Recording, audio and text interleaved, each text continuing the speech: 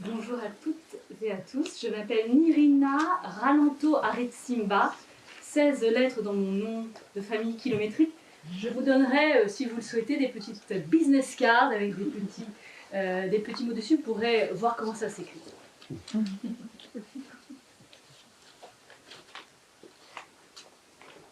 Alors, que suis-je en train de faire là? Je suis en train de vous présenter mon nouveau livre qui s'appelle Multidimensionnel, virgule, et vous? Point d'interrogation. En fait, je suis aussi en train de me faire un cadeau. Je suis en train de faire quelque chose que je n'aurais pas pu faire il y a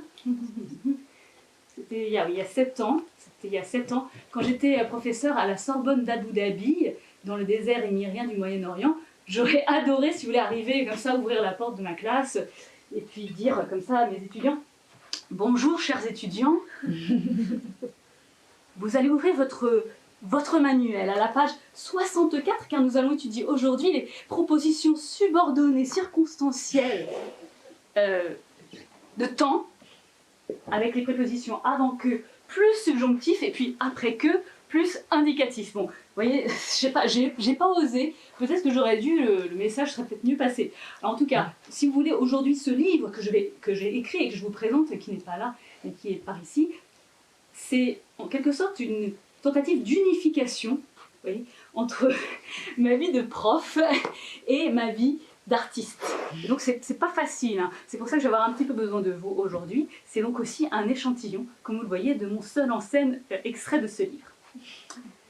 Alors, je reprends ce que je faisais. Enfin, en fait, je ne peux pas vraiment reprendre parce que c'est une chorégraphie complètement intuitive, hein. Donc ce que je fais là, je ne pourrais pas le faire demain, je ne pourrais pas le faire hier. Qu'est-ce que je suis en train de faire d'après vous? Je vous demande un peu d'intervention à l'oral. D'après vous, qu'est-ce que je suis en train de faire ici, à part de la danse, hein. On oublie le mot danse, on cherche un autre mot. D'après vous? Ah, je vais peut-être vous aider parce que j'ai que 10 minutes. Donc là, si vous voulez, imaginez que cette main est un stylo. Hein. Bras, main, stylo. Ça aussi, c'est un stylo, deuxième main, deuxième stylo. Là, vous avez un autre stylo, un troisième stylo. Et vous voyez, je suis en bleu de travail aujourd'hui, car je suis en chantier, complètement en chantier, avec mon multi-stylo corporel pour dessiner dans l'invisible, avec une encre invisible, quelque chose que vous ne voyez pas, mais qui est de l'écriture. Voilà. Alors bon, je vais prendre un stylo, un vrai cette fois-ci, pour passer du figuré au propre, si je puis dire, et écrire avec ce vrai stylo ce que je faisais tout à l'heure dans l'espace. Ça donne ça.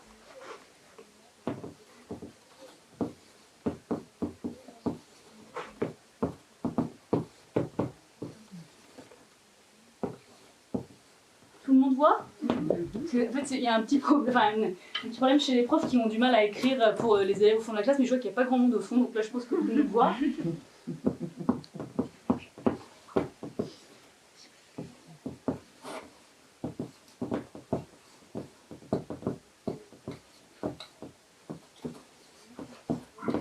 Alors évidemment, c'est assez jubilatoire pour la prof que je fus depuis l'an 2000. C'est-à-dire qu'il n'y a pas possibilité de faire de fautes d'orthographe ni de grammaire, hein, c'est impossible.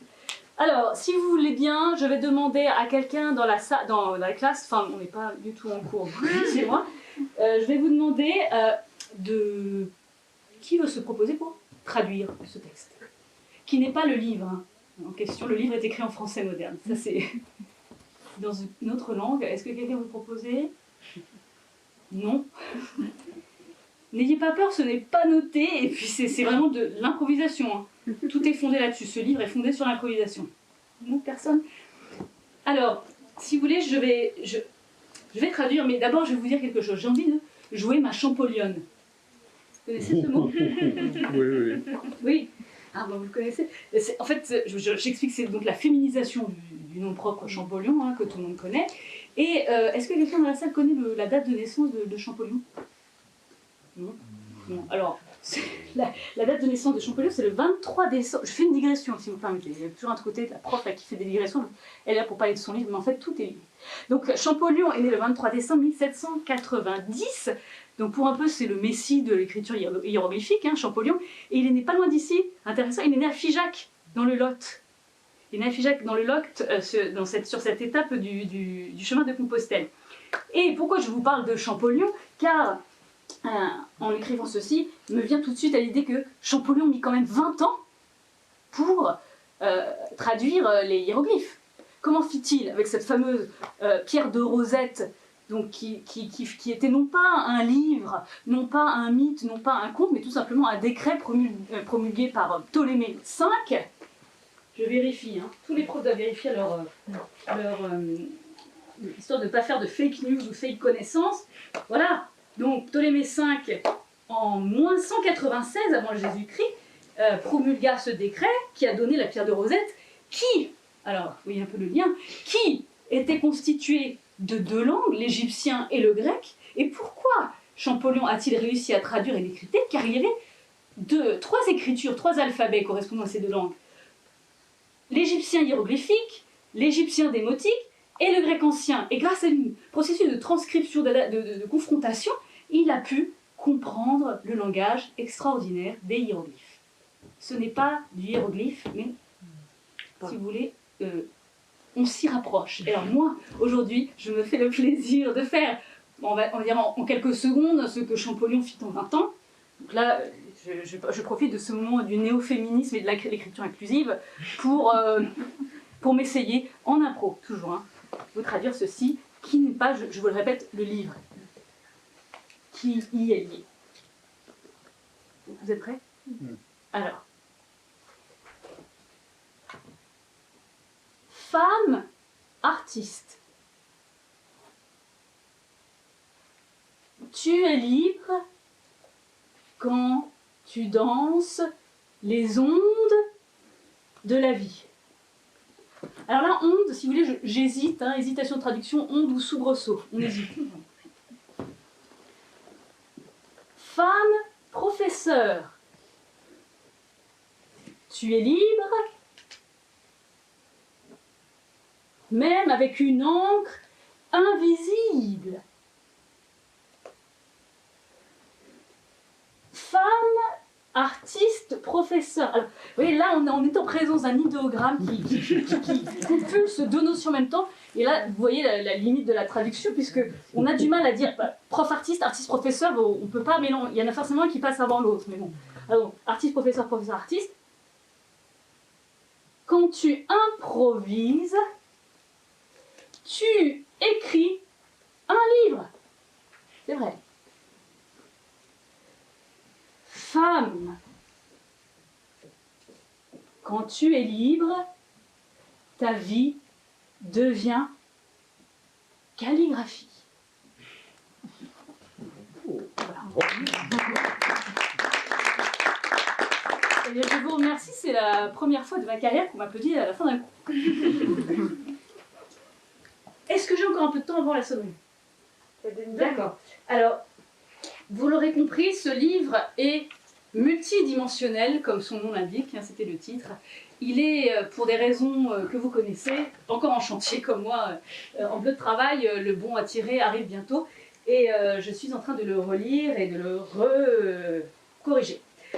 C'est un abécédaire autobiographique, c'est-à-dire qu'il y a toutes les lettres de l'alphabet, et j'ai choisi un mot correspondant à chaque lettre. Alors évidemment, je l'écris en un temps, et si on me demandait de les réécrire aujourd'hui, il y a peut-être des lettres qui redonneraient le même mot, ou des lettres où je choisirais un autre mot. En tout cas, c'est un livre qui me permet de créer ce seul en scène, qui a des formulations et des géométries variables, et qui peut s'adapter à des publics, alors plutôt collège, lycée, et puis public adulte, et peut donner lieu ensuite à des ateliers d'écriture où on déclinerait ce principe de l'abécédaire.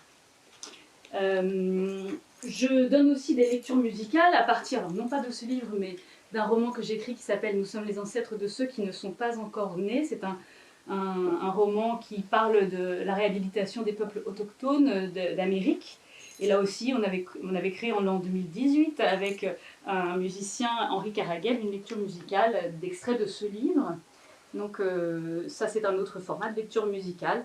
Et si vous voulez, à chaque fois que je crée des performances ou des lectures, ça s'associe toujours à une possibilité d'atelier d'écriture et de dialogue avec les élèves, les étudiants ou le public adulte, dans le but de faire émerger, de faire réveiller la créativité en chacun d'entre nous et de faire comprendre qu'on y a une transversalité et un multifacette en chacun d'entre nous. Bien sûr, chez le peuple des artistes, si on peut l'appeler peuple, mais chez tout être humain qui parfois n'ose pas exprimer sa créativité. J'ai donc les fameuses cartes de visite et puis un petit papier de présentation de tout ce que je fais au sein d'une école que je viens de fonder qui s'appelle l'école Fractale et qui rassemble à la fois tout ce que je propose en écriture, en oralité et puis en calligraphie. Ça fait partie de mes propositions. Je vous remercie beaucoup.